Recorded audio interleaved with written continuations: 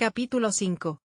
Estás muy callada, dijo Merlín, en la parte trasera del taxi. Estaba sentado frente a Susan, en el asiento plegable, mirando a derecha e izquierda por las ventanillas, observando los coches que pasaban a su lado mientras avanzaban lentamente por Euston Road. Había un tráfico terrible, como era habitual, y había empezado a llover, como sin ganas. Yo soy un estudiante de arte, de pueblo, dijo Susan. Vine a Londres a estudiar y a encontrar a mi padre, no a formar parte de lo que sea esto. Ya tuve bastante con aquella mierda rara, como lo llama Green, pero ahora esos matones. ¿Por qué yo? Buena pregunta, dijo Merlín. Yo también querría saberlo. Susan se lo quedó mirando, pero no dijo nada. No volvieron a hablar hasta que pasaron la Broadcasting House, en Portland Place. La BBC, señaló Merlín, con el tono de quien enseña la ciudad a un paleto. Lo sé, replicó Susan, malhumorada. Ya te dije que no es mi primera visita a Londres. Hasta hace poco solíamos venir cada año por mi cumpleaños. Ah, respondió Merlín. Era solo por hablar. Estabas muy callada, ¿por qué le clavaste un alfiler de plata a Frank Tringley? Le interrumpió Susan. Nunca me lo dijiste. Merlín miró por encima del hombro, en dirección a Audrey. La mampara de cristal separador entre el compartimento de pasajeros y el del conductor estaba abierta. Buena pregunta, cariño, dijo Audrey.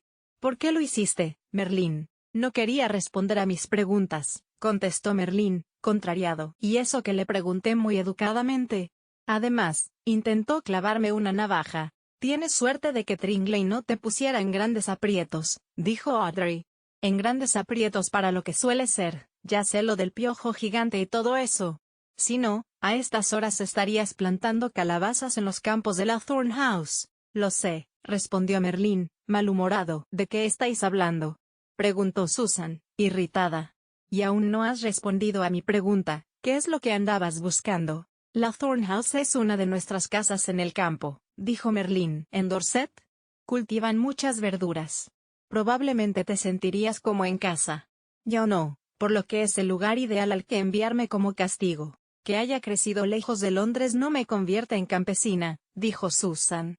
¿Qué es lo que querías descubrir? Merlín suspiró. Mi madre murió hace 6 años, dijo, bajando la voz y mirándose las manos. Tenía la derecha, desnuda, apoyada sobre la izquierda, enguantada. Un disparo de escopeta. Un accidente, se supone, uno de esos casos en que se dice que alguien está en el lugar equivocado, en el momento equivocado. Se encontró en medio de un robo, en Sloane Street. 3 hombres armados salieron de una joyería justo en el momento en que ella salía de su floristería favorita, justo al lado. Ella consiguió abatir a los ladrones, pero había otro en un coche en la calle, con una escopeta de cañones recortados. Le descargó ambos cartuchos por la espalda. Cuando cumplí 18 años y fui iniciado, pude ver el archivo de Scotland Yard. Sería curiosidad morbosa, supongo, pero cuando lo leí tuve la impresión de que no había sido en absoluto un accidente. Estoy seguro de que aquellos 4 hombres los habían enviado para matar a mi madre. El golpe a la joyería era una tapadera. Así que el último año he ido investigando, en mis ratos libres. A pesar de que te dijeron que lo dejaras estar, intervino Audrey. El tráfico se había parado de nuevo en Oxford Circus, así que tuvo ocasión de girarse y hablar por la mampara. Sus palabras desprendían un fuerte olor a kebab de ternera y a cebolla. Nada hacía pensar que fuera un asesinato planeado. Nada, salvo una imbecilidad inusual por parte de los atracadores, espetó Merlín. Los entrevisté a todos en la cárcel. Bueno, a todos menos a Craddock, el que disparó. Mamá vivió lo suficiente como para pararle el corazón. Y todos eran unos completos idiotas. Estoy seguro de que habían manipulado sus mentes. Todos contaban la misma historia. Quizá fuera cierta, sugirió Audrey, aunque no parecía muy convencida. Hay muchos delincuentes de pocas luces. Espera, que nos ponemos en marcha otra vez. Metió la primera y el taxi arrancó. Audrey aprovechó hábilmente el estrecho hueco que se había abierto entre una Ford Transit blanca y un autobús antes de que la furgoneta pudiera bloquear el espacio y cortarle el paso a Oxford Street otros 10 minutos. Los delincuentes nunca cuentan exactamente la misma historia, dijo Merlín. Sobre todo no lo hacen una y otra vez, a lo largo de los años, palabra por palabra. Se equivocan, se les olvida algún detalle.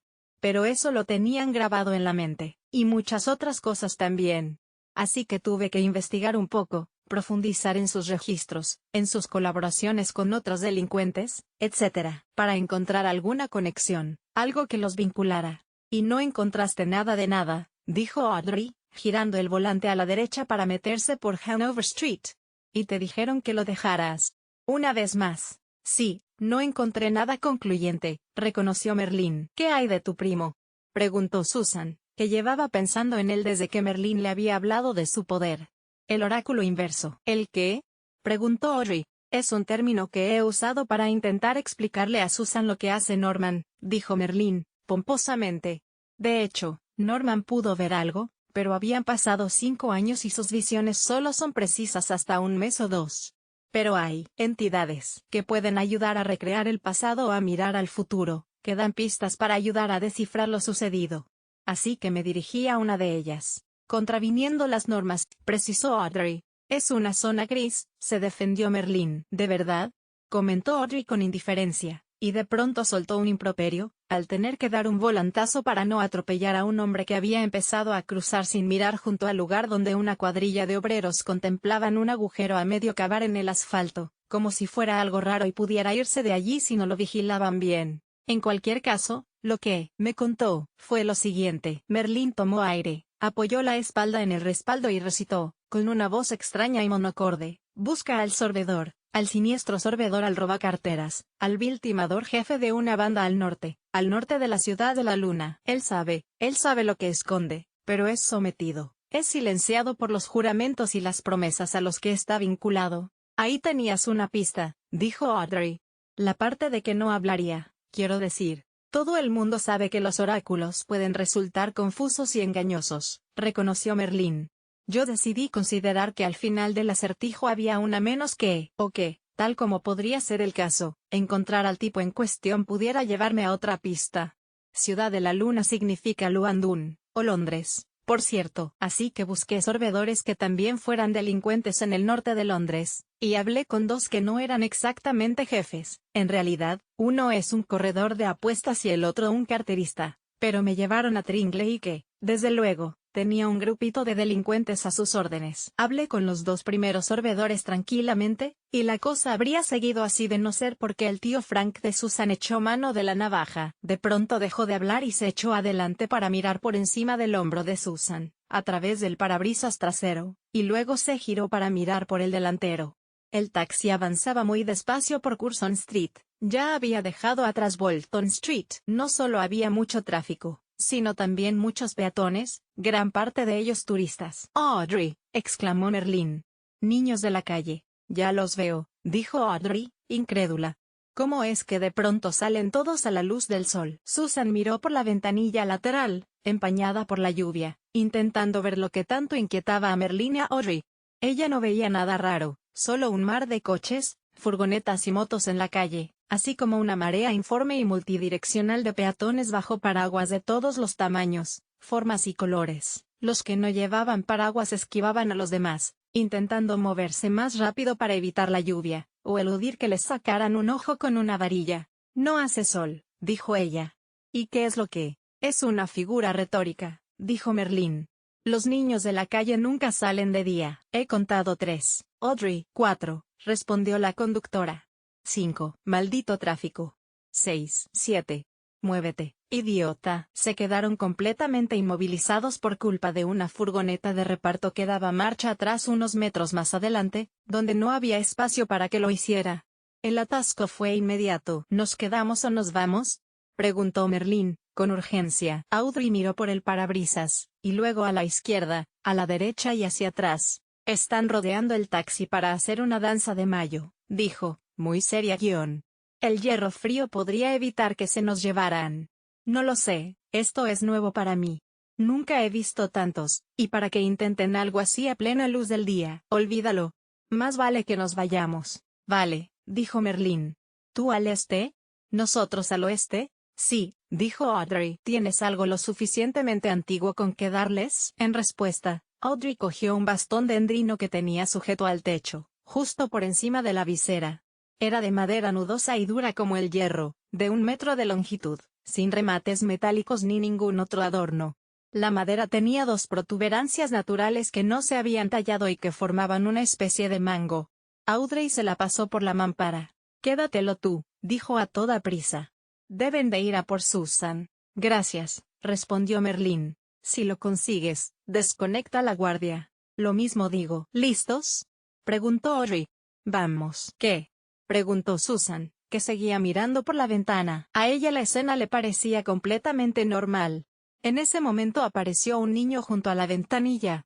Un niño raro, de unos 5 o 6 años, con el rostro de pajarillo, ojos brillantes y carrillos rojos, vestido con una camiseta de un rojo intenso, hecha jirones y que le venía grande, como un payaso que hubiera pasado por un túnel de viento. Se puso a hacer cabriolas, contribuyendo aún más a ese aspecto de payaso, y de pronto sonrió de oreja a oreja, mostrando unos dientes negros y estropeados, salvo por un par de largos incisivos blancos con vetas amarillas. Susan retrocedió de un salto. Merlín la cogió de la mano y salió por la puerta de su lado a toda prisa, igual que Audrey, que hizo lo mismo desde la otra. Una docena de niños extraños, vestidos con ropas estrafalarias, danzaban alrededor del taxi, agarrándose de las manos. Aunque aún no habían acabado de completar el corro, Merlín soltó un mandoble con el bastón, golpeando dos manos a punto de entrar en contacto. Se abrió un hueco y pasó por en medio como una exhalación. Susan lo siguió, acercándose a él todo lo que pudo para evitar que le desencajara el brazo del hombro. Merlín siguió por la calzada, corriendo junto al coche que tenían delante, pero de pronto se paró al ver que cada vez aparecían más de aquellos niños extraños y aterradores que avanzaban dando brincos y cabriolas, saltando por todas partes. En ese momento, Susan observó, horrorizada, que todos los demás peatones habían desaparecido, que no había ni rastro de paraguas de colores, de gabardinas con el cuello levantado, de optimistas sin abrigo caminando apresurados. Solo había decenas y decenas de esos niños, que evidentemente no eran niños, una multitud que avanzaba cada vez más, buscándose unos a otros para unir las manos. Pero sus manos solo tenían 3 dedos, tenían los pulgares en el lado contrario y flexionados hacia atrás, y unas uñas larguísimas, que hacían que parecieran espolones de una rapaz. Los niños danzarines ya habían formado un segundo corro más amplio en torno al taxi vacío, a Merlín y a Susan. Un círculo compuesto por 40 o 50 niños que se movían en dirección contraria a las agujas del reloj. No hacían ningún ruido, salvo por el roce contra el suelo de sus pies envueltos en harapos, aunque tenían la boca abierta, mostrando sus colmillos y sus encías podridas, y exhalando un aliento fétido. Giraban sin parar, avanzando y dando saltos, avanzando y dando saltos. Merlín tiró de Susan, cogiéndole con fuerza la mano izquierda con su derecha, y sosteniendo el bastón al lado del cuerpo. Demasiado tarde. Nos han metido en una danza de mayo. No te sueltes. ¿Dónde han ido a parar?, empezó a decir Susan, pero no acabó la frase. Miró alrededor, más atónita que asustada. Más allá del corro de los niños de la calle, no solo había desaparecido la gente normal, sino que ahora la calle, los coches y los edificios también iban desapareciendo. En su lugar apareció un campo abierto hacia el norte y, muy cerca, un conglomerado de tiendas de campaña, chozas, carretas y puestos ambulantes. Incluso las nubes y la lluvia habían desaparecido, el cielo era de un azul intenso y hacía calor, como en pleno agosto, aunque en realidad estaban a 19 de mayo, o lo habían estado hasta un momento antes. No aceptes nada que te den gratis, le advirtió Merlín. Sobre todo nada de comer ni de beber. Pero si no hay nadie, dijo Susan, aunque tampoco acabó esa frase, porque de pronto vio a gente, una multitud. Era gente vestida con ropajes medievales, jubones, blusones y calzas, botas y sencillos zapatos de cuero. De pronto volvió el sonido, los vendedores voceando su mercancía, gente hablando y riendo, músicos a lo lejos, sonido de gaitas acompañadas de tambores. Los olores se mezclaban, hedor de personas sudorosas y sin lavar junto al de los campos, mezclados con los de la carne y la grasa al fuego, y el de humo y la ceniza. El corro de danzarines se detuvo, riendo al unísono, y de pronto se soltaron y sus componentes salieron corriendo en todas direcciones, mezclándose con la multitud, esquivando a la gente y colándose por los resquicios hasta desaparecer. ¿Dónde estamos?, preguntó Susan, parpadeando repetidamente. Había algo siniestro en todo aquello, pero no podía precisar qué era. La feria de mayo, dijo Merlín. Oh, más exactamente, un reflejo mítico de la feria que se celebró aquí durante siglos, y que daría el nombre de Mayfair a esta zona de Londres. Es una trampa. Los niños de la calle, que en realidad, para ti, son más bien goblins, nos han traído aquí con su danza, lo que difiere extraordinariamente de lo que suelen hacer. Son pillos, pero normalmente bastante inocuos. Por ejemplo, nunca matan, al menos intencionadamente. Dame un beso, cariño, dijo de pronto a voz en grito un borracho vestido solo con un blusón que se arremangaba muy por encima de las rodillas. Se inclinó hacia Merlín, que lo esquivó y le golpeó detrás de las rodillas con el bastón de enebro, haciéndole caer estrepitosamente contra el suelo fangoso. El librero agarró la mano de Susan aún con más fuerza y se la llevó de allí, dejando a aquel hombre tirado entre los charcos de lo que antes era Curzon Street, riéndose a carcajadas, como si estuviera encantado de estar allí. Son de verdad, dijo Susan, horrorizada, sintiendo el contacto de una bandeja de pequeñas tartaletas aún humeantes que llevaba una mujer sonriente. Y todos parecen extrañamente felices. Son de verdad para nosotros, de momento, dijo Merlín. Y están felices porque, tal como te he dicho, esta es una versión idealizada de los mejores días de la feria. Los niños de la calle nos han atrapado aquí, pero tienen que seguir la tradición y darnos la ocasión de escapar. Se echó a un lado de un salto para esquivar a un niño que correteaba, un niño humano, no uno de esos con cara de pájaro y afilados colmillos, y Susan tuvo que saltar con él para no soltarle la mano. Al igual que la bestia negra, los goblins tienen que seguir las normas de la leyenda. Aparte de nosotros dos, habrá algo más que no encaje, que no esté bien. Tienen que enseñárnoslo 3 veces.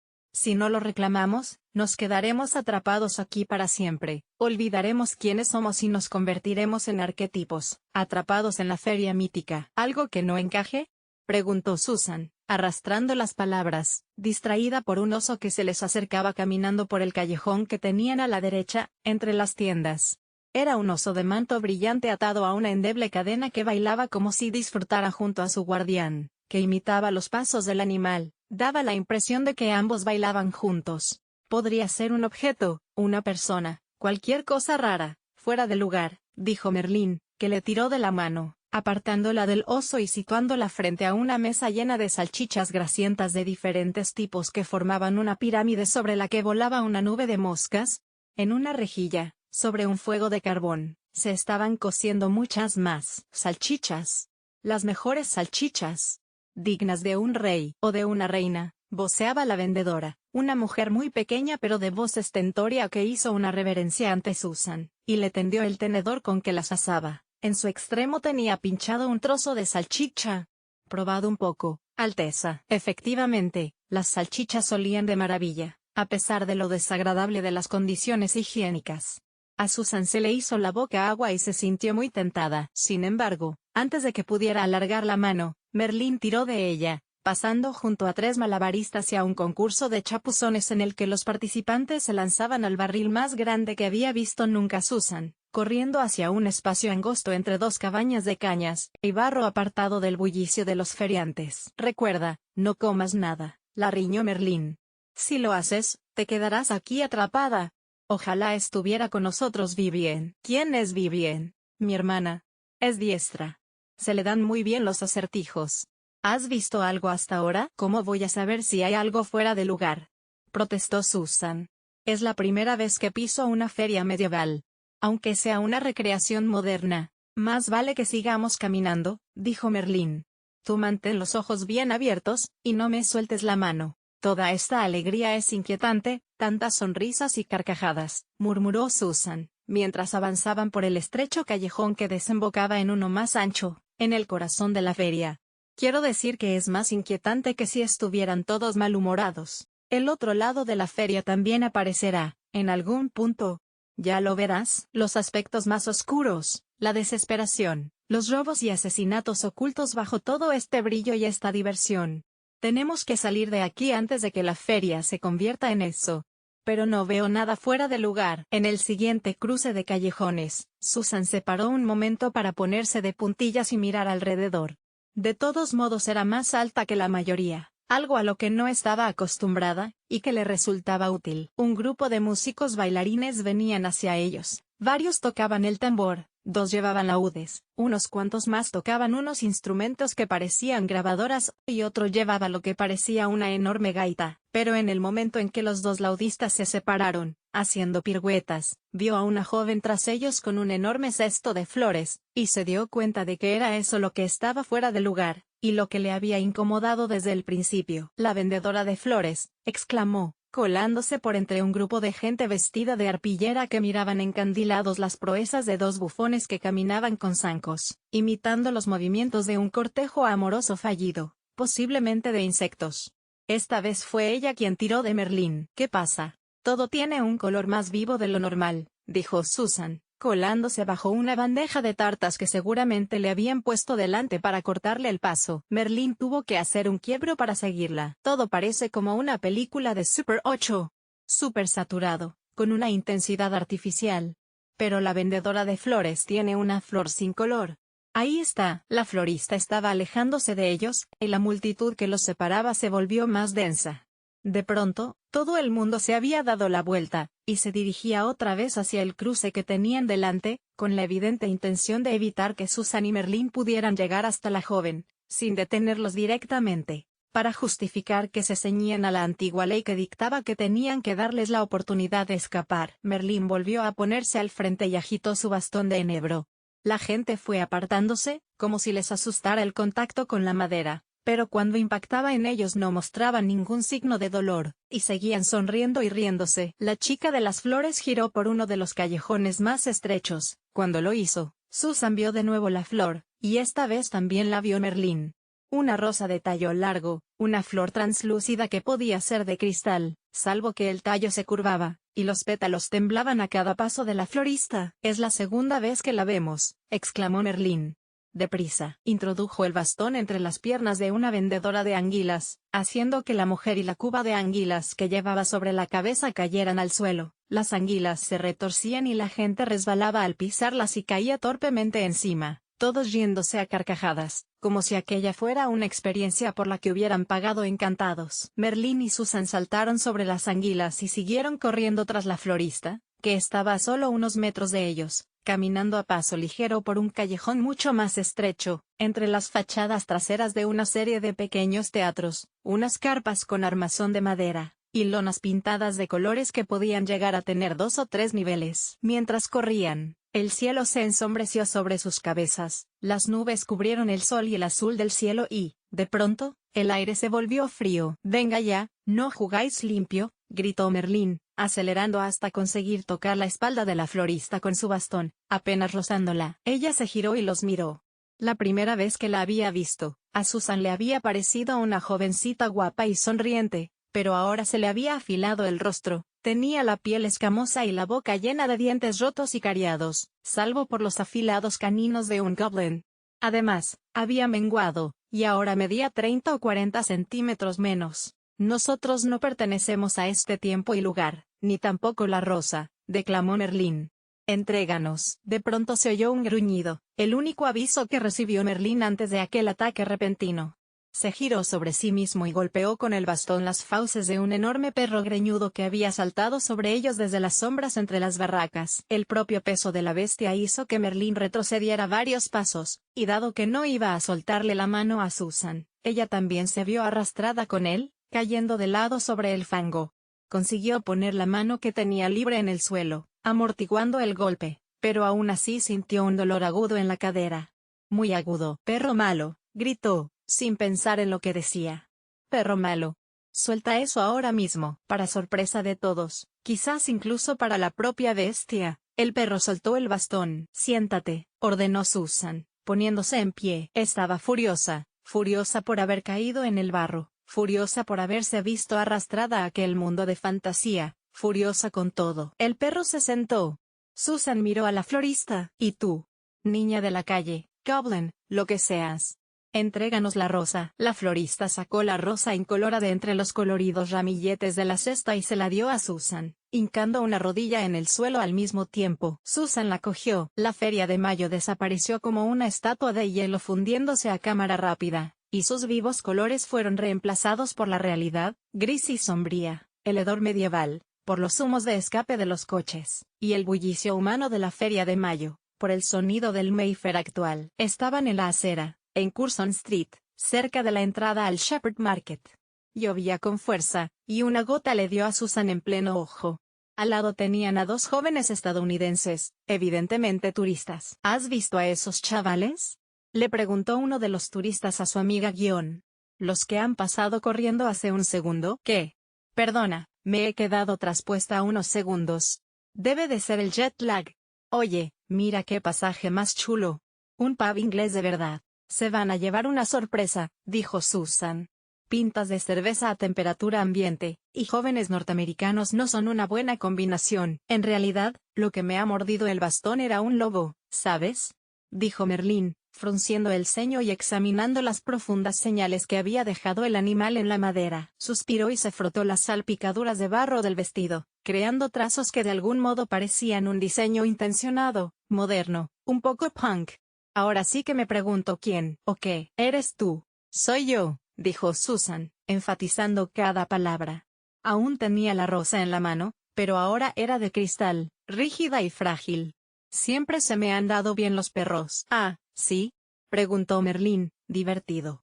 Se puso el bastón sobre el hombro al más puro estilo Gene Kelly y chapoteó en un charco, haciendo girar el vestido mientras miraba a Susan, inmóvil y sumida en sus pensamientos.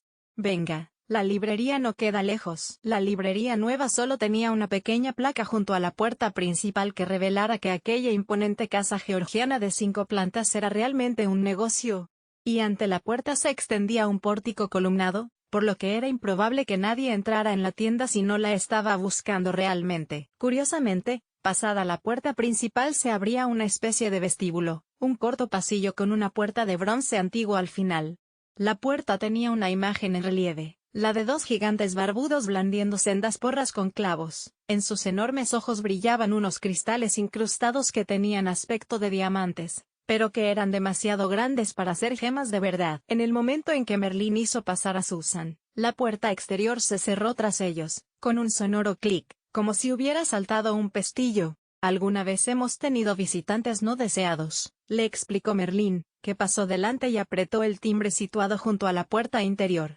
No tendremos que esperar mucho. Eso es una obra de arte, dijo Susan, observando los gigantes moldeados en el metal de la puerta. Gog y Magog, dijo Merlín. De pronto, los ojos de cristal de los gigantes se iluminaron, asustando a Susan, que dio un paso atrás. La puerta la construyó el gran Rondelide, artesano mágico, en 1899, explicó Merlín. Uno de los diestros. En realidad, se llamaba Ronald Wiggins. Entre otras cosas, se dedicó a crear material para ilusionistas, hacia finales del siglo XIX, armarios para simular desapariciones, etc. Le encantaban ese tipo de cosas. ¿Y a nuestros clientes también? ¿Hace algo?, preguntó Susan. Quiero decir, ¿de verdad es una puerta mágica? No, contestó Merlín. Las luces de los ojos son eléctricas, y sirven sobre todo para ver quién espera. Pero es una puerta muy sólida, de bronce de 5 centímetros de espesor y marco de acero. Susan levantó la vista. Había un extraño espejo incrustado en el techo. ¿Un espejo transparente de observación?, preguntó ella. Oh, no, eso sí es mágico, dijo Merlín. 2 puñados de agua digamos, de un lago sagrado, recogidos en el mismo momento de orillas diferentes. Si fuera lo suficientemente grande podrías pasar al otro lado, aunque como del otro lado no hay más que un salón de té, sería toda una decepción.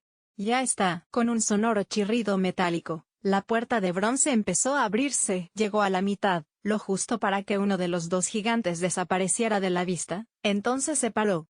Susan pudo ver por el hueco una acogedora biblioteca iluminada con lámparas de araña. Había 6 filas de estanterías con puertas de vidrio, llenas de viejos volúmenes encuadernados en piel o bocasí verde, rojo, azul y negro, o con materiales más exóticos como piel de animales raros o incluso metal. A ambos lados de cada estantería había una vieja butaca de cuero, para poder sentarse a hojear los libros plácidamente. Justo delante tenían 2 grandes mesas de caoba con montones de antiguos libros encima, y en el pasillo que quedaba entre ambas había un librero de mediana edad y ojos vivos, con una barba sorprendentemente larga recogida en 3 trenzas. Llevaba un delantal verde con numerosos bolsillos sobre su traje azul, algo arrugado y con los codos brillantes por el uso, una camisa a cuadros y una pajarita mustia de color verde pálido. En la mano derecha lucía un guante blanco de algodón. Susan observó que el delantal disponía de un bolsillo largo que servía de vaina para un abrecartas muy largo y fino. La puerta se ha vuelto a atascar, observó. A medio gog, como solemos decir nosotros. Me alegro de volver a verte, Merlín. Prácticamente todo el mundo te busca, en ambas tiendas. Entonces, ¿Audrey ya ha llegado? Pues sí, con noticias sorprendentes y bastante inquietantes, respondió el librero. Nadie recuerda que los niños de la calle se hayan atrevido jamás a ejecutar una danza como la de hoy, al menos ante alguno de nosotros. Oh, por favor, perdóname. Tú debes de ser Susan. Yo me llamo Eric. ¿Te puedo ofrecer una toalla, quizá? Susan bajó la vista y se miró. Todo había sucedido tan rápido que ni se había dado cuenta de que estaba empapada. Sus dogs estaban cubiertas de barro hasta el tobillo. Merlín también estaba chorreando, pero de algún modo conseguía que le quedara bien, como si se hubiera mojado a propósito. Sí, por favor, dijo, interpretando, acertadamente, la rápida mirada de reojo de Eric, que indicaba que lo que le preocupaba era que mojara los libros. Pasa por aquí, todo recto por entre las mesas y llegarás a los baños del personal, dijo Eric. ¿Y a ti te esperan arriba, Merlín? ¿Los dos mayores? Preguntó Merlín. ¿Ha venido Merrieu? Sí. Hoy están aquí los dos, respondió Eric, que vaciló un momento y luego añadió, buena suerte. Merlín hizo una mueca y le entregó el bastón de Endrino. Dáselo a Audrey cuando vuelva, ¿quieres? Eric asintió, se acercó a la puerta y lo metió en un paragüero hecho con un tocón de árbol, con sus raíces y todo, en el que había varios bastones parecidos más, 2 paraguas negros con mango de marfil de aspecto antiguo, y un espadón con el mango de bronce en forma de dragón que era más largo que alto era él. ¿Quieres que me quede tu rosa de cristal? Preguntó Eric. No, me la quedaré, dijo Susan. No estaba segura del motivo, pero sabía que quería mirarla más de cerca en cuanto tuviera ocasión.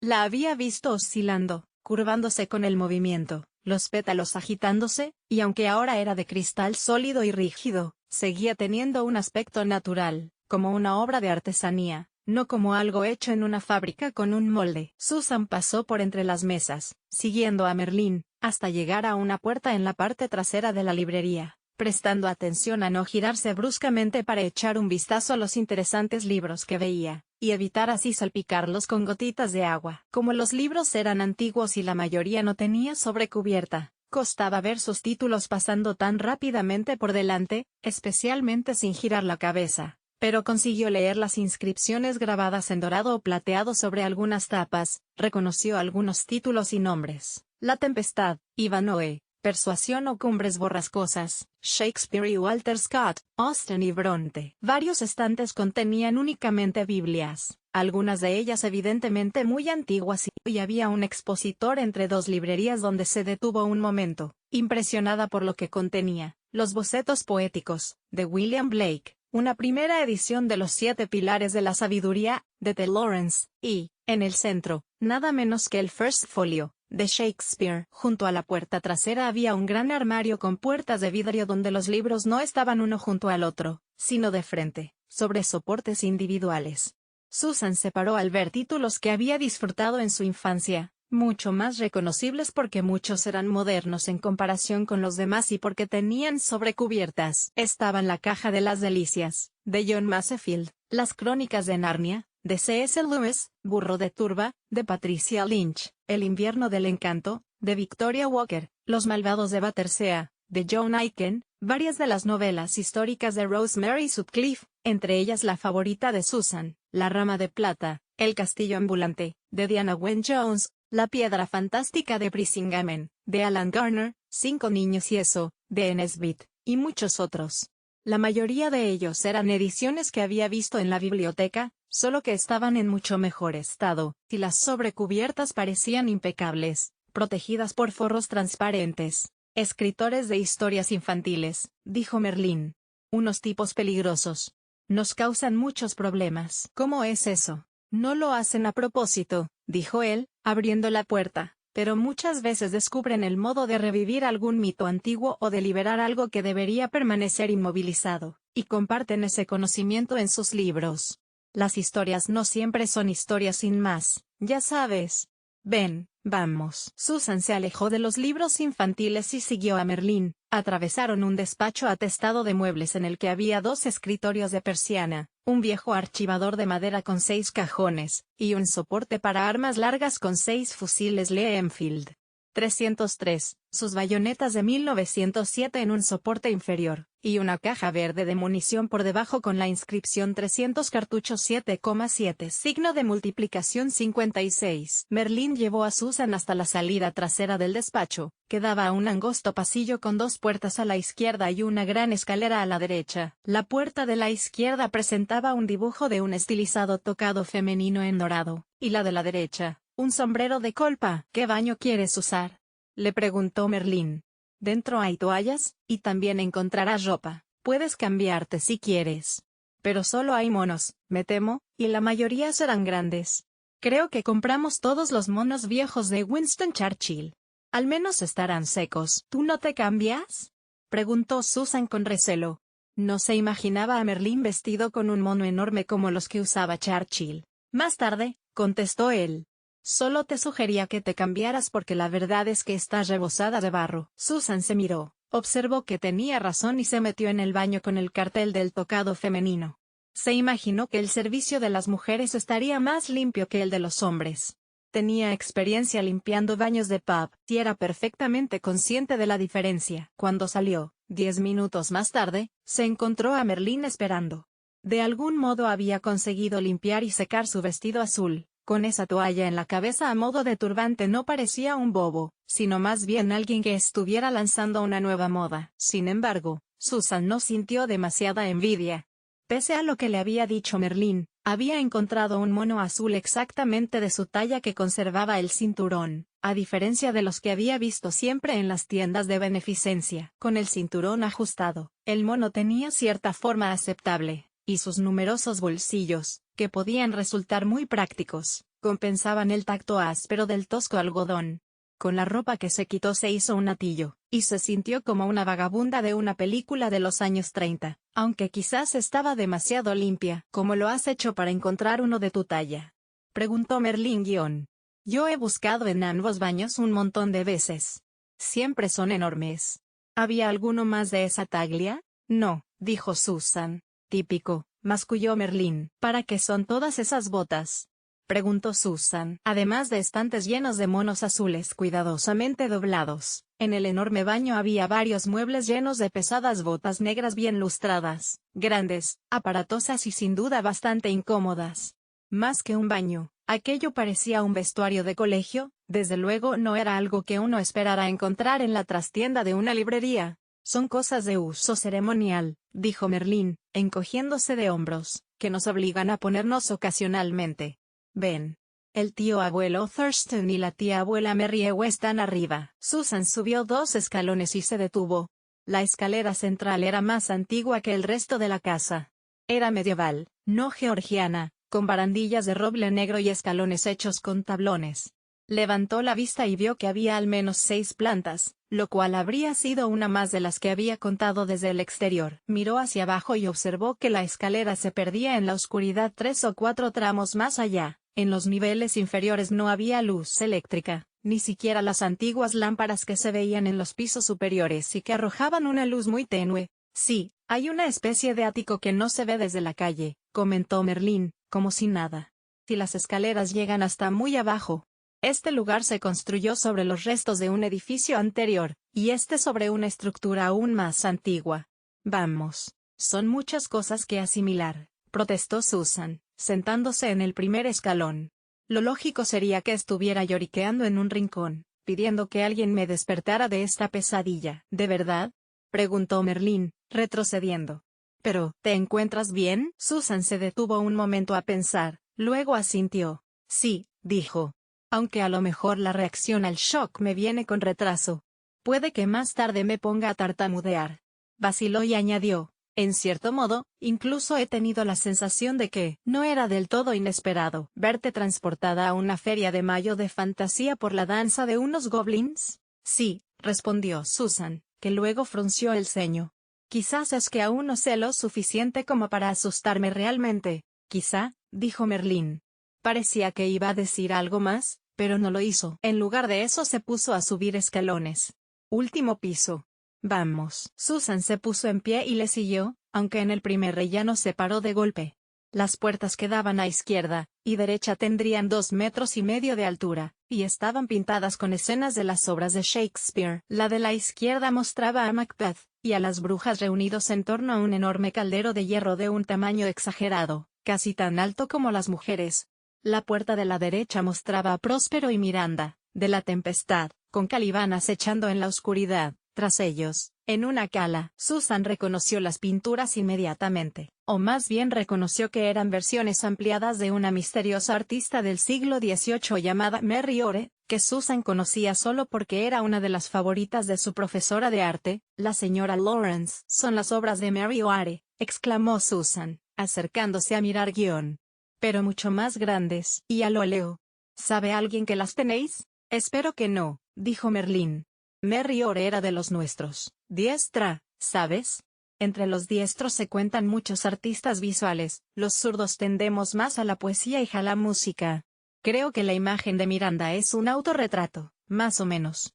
Y el caldero también, se basa en, no importa». Susan no hizo caso al repentino frenazo de Merlín, que dejó a medias lo que iba a decir del caldero.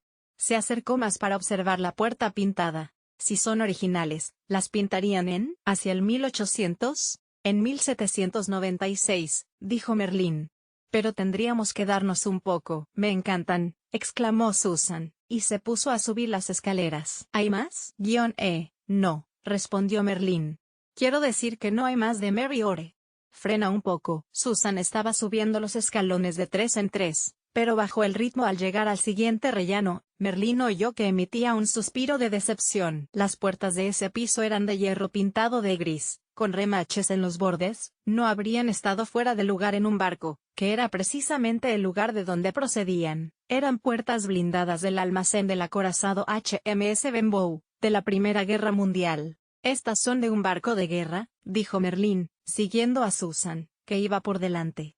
«A lo largo de los años, los encargados de la decoración del lugar han ido cambiando, y como prácticamente nunca dejamos que los visitantes vayan más allá de la librería, jamás hemos tenido necesidad de buscar uniformar». «¿Prácticamente nunca dejáis que entren visitantes?», preguntó Susan. «¿Y yo qué? Tú eres una excepción, evidentemente», dijo Merlín. «Venga, a ver si sabes decirme quién es el artista responsable de las puertas del siguiente piso». Susan se paró de nuevo en el rellano del tercer piso. «No, son preciosas. Diría que parecen obra de un artista alemán». Las puertas eran muy antiguas y, en cada hoja había 9 paneles de madera de tilo con profundos relieves que representaban escenas de la vida de la Edad Media, de estilo gótico tardío. Había campesinos cosechando, mercaderes sopesando unas monedas, caballeros en una justa, monjes en un scriptorium, un carro en una barrera de peaje, y varias imágenes de libreros rodeados de su mercancía, pero con espadas ocultas tras los libros, y extrañas criaturas, incluso un dragón. Todo ello representado con gran detalle, eran tallas de gran belleza. «Eres buena», dijo Merlín. «Son de Tilman Riemenschneider, un escultor del siglo XV. Trabajó en Wurzburg casi toda su vida, aunque estas las talló aquí». «¿Uno de los diestros?» «Oh, no, no era de los nuestros. Pero tenía una deuda con un miembro de la familia, y nos hizo estos paneles. Me temo que las puertas de los 2 pisos siguientes son perfectamente ordinarias, pero tenemos numerosas obras de arte repartidas por la casa y en otros sitios. Quizá te las pueda enseñar en algún momento.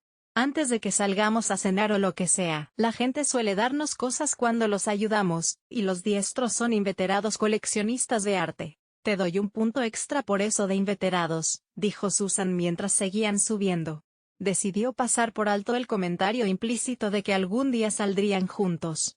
«Es la primera vez que oigo a alguien usar esa palabra». «Nosotros vivimos entre libros», dijo Merlín, encogiéndose de hombros. «¿Y los zurdos coleccionan algo?», preguntó Susan, al llegar al siguiente rellano, que tenía unas puertas muy decepcionantes, que no habrían estado fuera de lugar en el colegio de Susan, construido en los años 50. «Armas», respondió Merlín. En el rellano del 5.º piso, donde acababa la escalera principal, había 3 puertas. Las de izquierda y derecha eran iguales que las de la planta inferior, piezas de fábrica, sin ningún encanto, que solo destacaban porque parecían mucho más nuevas que el resto del edificio, hechas de un feo contrachapado pintado de posguerra. Sin embargo, enfrente había otra puerta que, aunque no tenía ningún adorno artístico, poseía el impresionante lustre de una caoba muy antigua y muy pulida. No había pomo ni manilla, pero sí un picador en el centro, un anillo colgado de las fauces de un león cuya impresionante melena de bronce se extendía más de palmo y medio en todas direcciones. Merlín se acercó a la puerta y llamó 3 veces. «No te preocupes», le dijo, girándose a mirarla. «Todo irá bien». «¿Qué?», preguntó Susan, que hasta entonces no estaba preocupada porque algo pudiera ir mal. «¿Qué quieres decir?». «Yo estoy contigo», respondió Merlín, dando un paso atrás cuando se abrió la puerta. Allí no había nadie, solo una estrecha escalera entre paredes de piedra con un revoque de yeso irregular. La escalera estaba cubierta por una gruesa alfombra roja con varillas de bronce para fijarla a los escalones, y unas lámparas de gas iluminaban el lugar. Mientras subían, Susan oyó incluso el silbido del gas. «¿Por qué necesito a alguien conmigo?», preguntó Susan. «¿Y por qué las lámparas de gas?». «Los mayores tienen una edad, les gustan las cosas que les resultan familiares», dijo Merlín. «Es cuestión de apego, supongo. Todos tendemos un poco a eso». Susan se lo quedó mirando, preguntándose cuánto tiempo habría pasado desde la última vez que una casa de Londres, o de cualquier rincón del Reino Unido, estuviera iluminada con lámparas de gas. Pero como Merlín no parecía dispuesto a dar más explicaciones ni a bajar el ritmo, lo siguió. La escalera ascendía un buen trecho. A medida que subían, el yeso de las paredes desapareció y la piedra se hizo más evidente. Por fin, tras lo que a Susan le pareció una subida equivalente a 3 o 4 pisos, llegaron ante otra puerta de madera tosca. Merlín volvió a llamar con la mano izquierda, la del guante, y enseguida le abrió una mujer alta, elegante y de piel muy oscura que parecía tener unos 30 años, con una larga melena negra recogida en una redecilla dorada. Un vestido de seda de un rojo encendido que le llegaba a los tobillos y unas botas de combate ligeras. Tenía la luz del sol detrás, y el contraluz creaba un efecto muy llamativo. Llevaba en la mano derecha una pluma estilográfica de esmalte azul, y un cuaderno en la izquierda. Por un momento a Susan le pareció que llevaba un guante de brillante tela plateada, hasta que se dio cuenta de que su mano izquierda era en realidad de color plateado brillante. «No llevaba ningún guante». «Prima Sam», exclamó Merlín. «¿No sabía que habías vuelto, escribiendo un poema?». «Pues sí», dijo Sam. «He tenido que volver, necesitaba un poco de lectura restauradora y de composición poética terapéutica, después de mi contratiempo con las piedras rodadoras y el ojo plateado. Pero me han hecho dejar mi estudio para vigilar un poco a los mayores. Parece ser que la cosa anda algo revuelta». «¿Soneto? Villanelle? ¿Canción de trova? Limericks?», respondió Sam, muy seria. «Con una temática común. No veo la hora de que llegue la próxima noche de poesía», dijo Merlín. «¿Tú?». Una voz de mujer con acento escocés, algo quejumbrosa, le interrumpió. Procedía de algún punto por detrás de Sam. «Sam. ¿Son Merlín y la chica? Hazlos pasar enseguida, no tengo todo el día». Sam se hizo a un lado, y les indicó con un gesto que pasaran. Susan siguió a Merlín hasta un gran apartamento de planta abierta con ventanales del suelo al techo por todos los lados. Se veía Hyde Park al oeste, y las casas al sur de Stanhope Gate y el Hotel Dorchester al norte, pero curiosamente todos esos edificios quedaban por debajo de ellos, aunque Susan habría jurado que el hotel, por lo menos, tenía que ser mucho más alto que la librería. Había dejado de llover, y el cielo estaba bastante azul, aunque no se acercaba siquiera a la perfección del que la feria de mayo a la que les habían transportado los goblins. Sam se sentó en una silla junto a la puerta y levantó su cuaderno.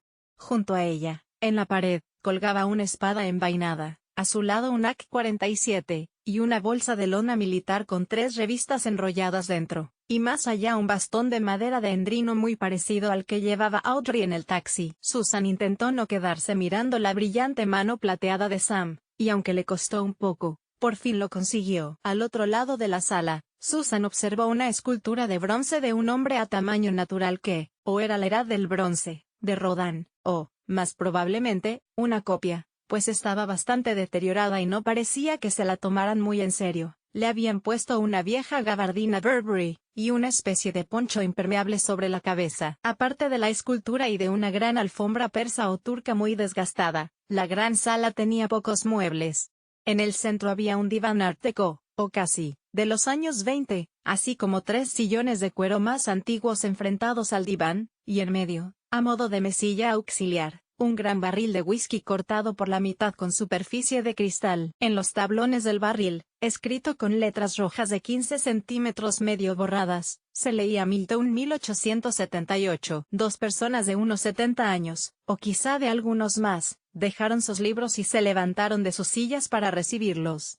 Un hombre de cabello gris y rostro arrugado vestido con un viejo traje de tweed, con un guante marrón en la mano derecha, y una mujer mucho más bajita y menuda, aún guapa aunque con muchas arrugas, con el cabello de un blanco cándido peinado y recogido en una cola, con una cinta negra. Llevaba un atuendo muy excéntrico, un chaleco verde de pescador lleno de moscas de colores colgando de unos ganchos sobre los bolsillos, y debajo un vestido de algodón negro sin mangas que dejaba a la vista sus brazos, sorprendentemente musculosos pese a las arrugas. En el antebrazo izquierdo lucía un tatuaje muy desvaído con la imagen de una larga daga con 3 gotas de sangre. En la mano izquierda llevaba un guante de jardinería con la palma de goma. El tío abuelo Thurston y la tía abuela Merrieu, dijo Merlín. Esta es Susan Arkshaw. Ya era hora, dijo Merrieu, con un fuerte acento escocés. Ya sabes que todo esto nos resulta de lo más inconveniente, Merlín. Acércate, jovencita. No mordemos. Yo no, por lo menos, gruñó Thurston. No tienes nada que temer. Tenía un marcado acento de Yorkshire. Susan se acercó a las sillas, mirándolos a los dos, y observó que Thurston estaba leyendo un espejo lejano, de Barbara Tuchman, y que había situado un punto del libro con todo cuidado antes de cerrarlo. Merrieu, por su parte, se había limitado a dejar su ejemplar del tigre en la niebla abierto boca abajo sobre la mesita hecha con el barril de whisky. Aunque lo que más le sorprendió a Susan fueron sus voces. Hasta entonces no había pensado en ello, pero Merlín tenía una voz elegante, de alumno de colegio privado. La de Audrey, por su parte, era claramente suburbial. Sam, que estaba junto a la puerta, parecía canadiense, o quizás estadounidense.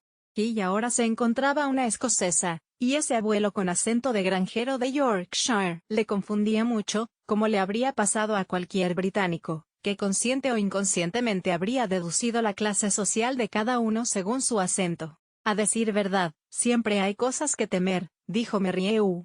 Quizás seamos nosotros los que debamos tenerte miedo a ti. ¿Miedo a mí?, preguntó Susan, sorprendida.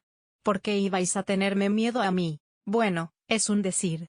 No sabemos si deberíamos tenerte miedo o no, porque nos falta información, dijo Merrieu. ¿Te apetece un té? Sí, gracias, respondió Susan. Mirad, yo no entiendo. Bueno, no entiendo nada, la verdad. Siéntate, muchacha, siéntate, dijo Thurston, señalándole uno de los sillones con su enorme mano derecha enguantada. Lo que quiere decir Mary es que nos sorprende que el guardián de los Raudalfar te disparara como si representaras alguna amenaza para ellos, y hoy han montado un buen número para evitar que llegaras aquí, enviando a esos matones y nada menos que a los goblins de la Feria de Mayo, en pleno día. La cuestión es, ¿eres tú la causa de esas 2 acciones?, planteó Merrieu. ¿Fueron escenificaciones de un secuestro pensadas solo para que no pudieras llegar hasta nosotros? ¿Qué?, exclamó Susan, apartándose del sillón en el que estaba a punto de sentarse. Miró a Merlín, que esbozó una sonrisa tranquilizadora. Yo ni siquiera había oído hablar del mundo antiguo ni de nada de todo esto antes de conocer a Merlín. Solo soy un estudiante de arte, bueno, casi. Y quiero averiguar quién es mi padre, eso es todo. Merrieu miró a Thurston, que asintió. Se sentó y se puso a buscar algo en los bolsillos de su chaleco. Sí, desde luego, dice la verdad, al menos hasta donde le consta, murmuró. Nuestras disculpas, señorita Susan. ¿Dónde está ese té? Iré a ver, tío abuelo, dijo Merlín, desapareciendo de allí. Susan lo siguió con la mirada, malhumorada, y lo vio desaparecer en un cuartito en el que no había reparado, de donde salió una mano que tiró de él. Era una mano fina, femenina, enfundada en un guante de satén, con botones a la altura de la muñeca.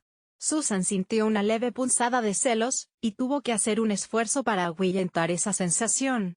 Una vez más se recordó a sí misma que Merlín no era un buen candidato a novio. Era evidente que se quería más a sí mismo de lo que podría llegar a querer nunca a nadie. Desde luego, su interés por ella no perduraría una vez que lo hubiera conseguido, y a ella no le interesaba ese tipo de relación. Su propia madre había caído demasiadas veces en ese error. Desde luego tenía que reconocer que Merlín era mucho más fascinante que el pobre Alani, que como novio nunca había sido más que un recurso temporal. Sí, tocaba la trompa muy bien, era muy hábil con las manos y tenía un precioso cabello rizado, pero le faltaba algo. Bueno, ¿por qué no nos cuentas cómo fue vuestro encuentro con los goblins? Dijo Merrieu. Audrey nos ha contado que se os llevaron con su baile. ¿Cómo conseguisteis huir de la feria? ¿Fue Merlín quien encontró lo que estaba fuera de lugar? No, no fui yo, dijo Susan, alejando de su mente esos pensamientos en los que estaba sumida, comparando a Lani con Merlín. Le mostró la flor de cristal. Esta flor de cristal, solo que estaba viva, era transparente, mientras que todo lo demás estaba lleno de color. Ah, a los zurdos esas cosas no se les dan tan bien, dijo Thurston tranquilamente, mientras abría una bolsita de cuero que llevaba colgada del cinturón para sacar un pellizco de tabaco, al tiempo que buscaba en otro bolsillo una pipa o algo de papel.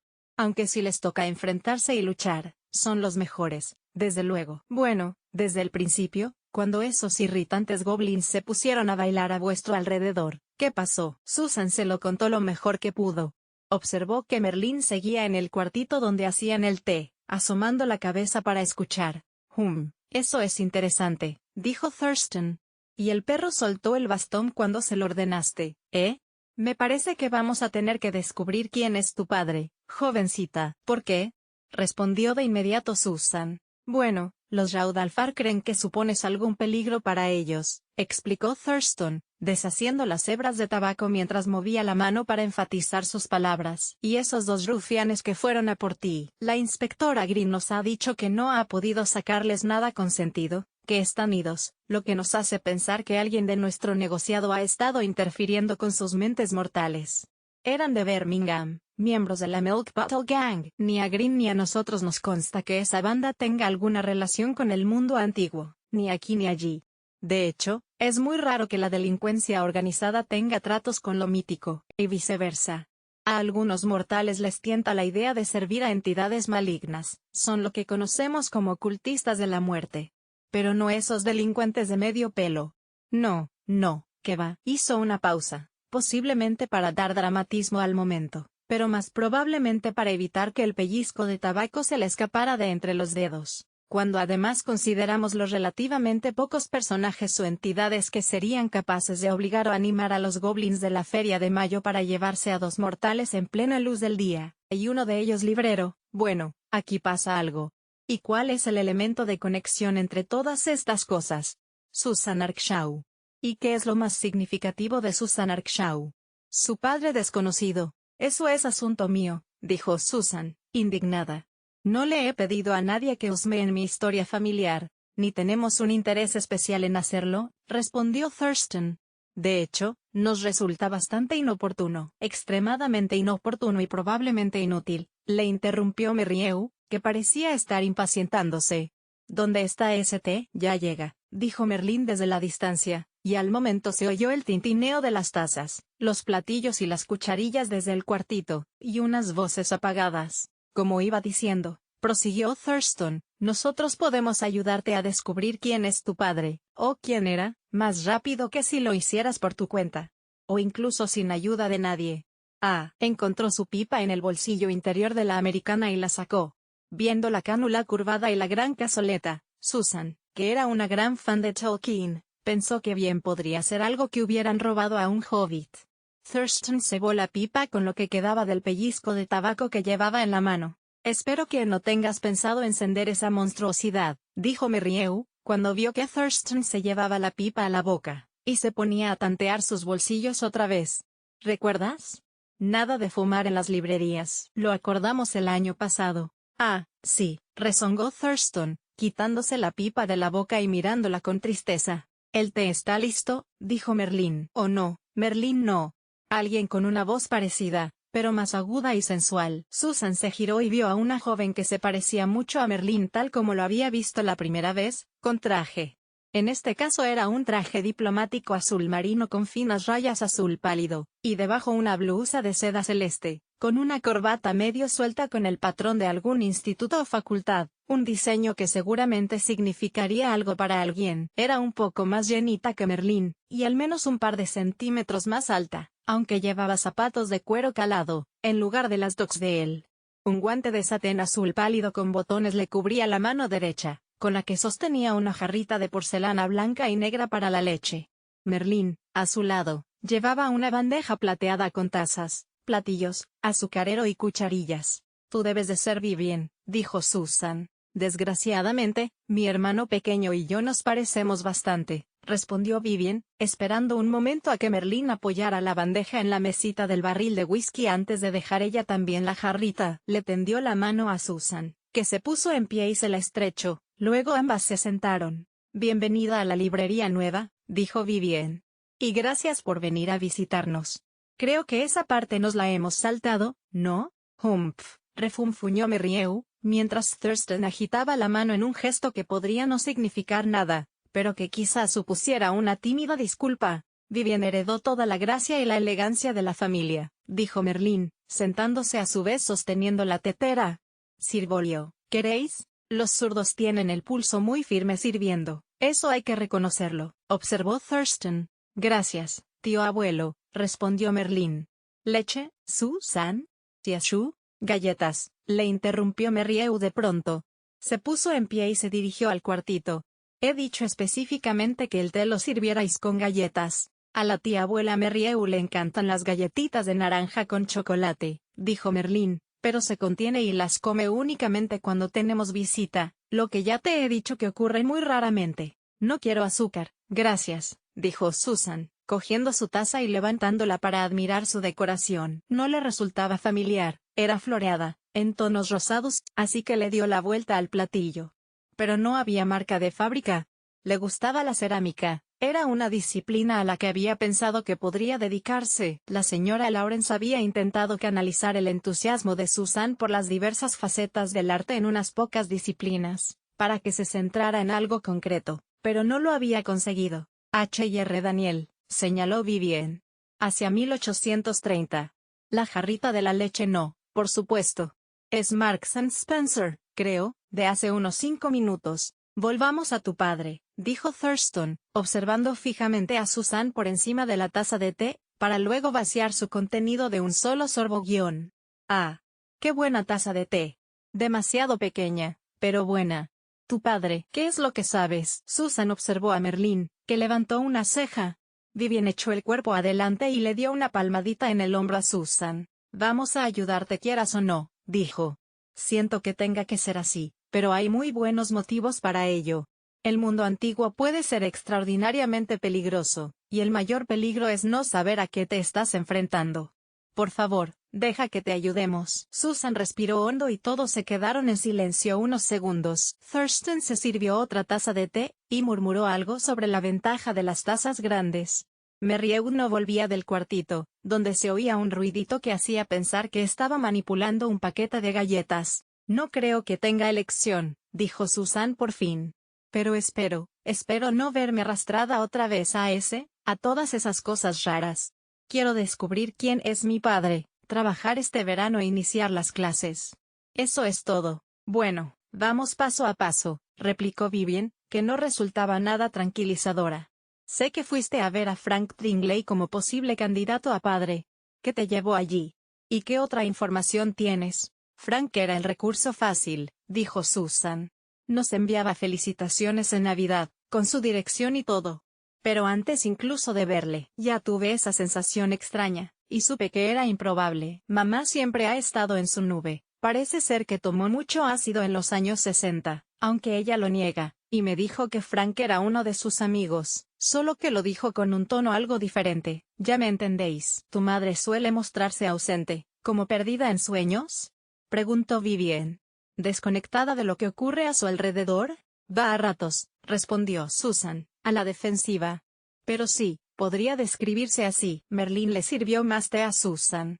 Merrieu regresó de la cocinita con un plato de sus galletas de chocolate y naranja, y se sentó, Apoyó el plato sobre sus rodillas, cogió una y se puso a comérsela. Vivian y Thurston se miraron. ¿Qué pasa?, preguntó Susan. Bueno, en algunos mortales, eso de estar ausente, como perdido en sueños, podría ser la señal de un contacto prolongado con el mundo antiguo, de haber pasado tiempo en algún lugar como la Feria de Mayo a la que te llevaron, o con entidades que están fuera de nuestro mundo. O incluso la señal de que han interferido deliberadamente en su mente. Oh, respondió Susan, que contuvo una lágrima, pensando en las dificultades de su madre. Ya veo. Supongo que tiene sentido. Siempre me ha dicho que no ha tomado drogas, aunque pasó mucho tiempo con montones de grupos musicales antes de que yo naciera, los Stones, los Kinks y otros, haciendo fotografías. Es fotógrafa, y pintora. Habría tenido que creerla. ¿De qué otras pistas dispones?, preguntó Merlín con delicadeza. Susan sacó una pitillera plateada de uno de los numerosos bolsillos de su mono. La llevaba consigo a todas partes, desde el día que se la había regalado su madre. En su 12º cumpleaños, le había dicho que era de su padre, aunque luego lo negaría y afirmaría que no la había visto nunca antes. La pitillera también le resultaba práctica para llevar el resto de las pruebas que había ido recopilando a lo largo de los años, que no eran muchas. Según parece, esta pitillera era de mi padre, dijo, pulsando el mecanismo para abrirla. En su interior apareció un trozo de papel doblado y un viejo rectángulo de cartulina impresa. Me la regaló mi madre para mi cumpleaños. De hecho, estábamos aquí, en Londres. Me dijo que algo o alguien le habían recordado a él, pero no se acordaba de lo que era, y luego me dio esto. Sin embargo, no volvió a hablar de la pitillera. Nunca. Así que no me ha sido muy útil. ¿Eso es un escudo o una insignia? ¿Lo que está grabado encima?, preguntó Vivien, muy interesada. Quizá, respondió Susan, inclinando la pitillera para que todos pudieran ver el grabado, muy desgastado. Da la impresión de que podría ser la cabeza de algún tipo de animal, apuntó Thurston. Es bastante abstracto, con todas esas líneas rectas. No es un jabalí, ni un caballo, ni un león. Lo llevé a Antiques Roadshow, el show de televisión ese en el que un grupo de anticuarios valoran las antigüedades que les lleva al público, cuando grabaron el programa desde Bath, hace unos años. Aunque no parecían muy interesados. El especialista en plata confirmó algo que yo ya había comprobado anteriormente, dijo que todos los sellos de contraste que tiene están mal, y enseguida concluyó que debía ser una falsificación. Tiene el ancla de Birmingham, y el león indica que es plata de ley, y el año 1962. Pero también hay una mano, que suele ser indicativa de Sheffield, y por supuesto no puede haber sido elaborada en Sheffield y Birmingham a la vez. Además, la mano está invertida.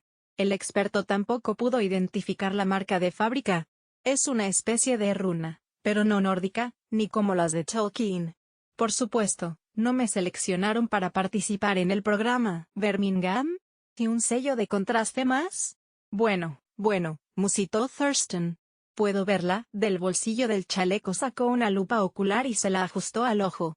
Susan sacó los papeles de la pitillera y se la entregó. La tarjeta ha pasado por la lavadora, dijo, poniéndola sobre la mesa.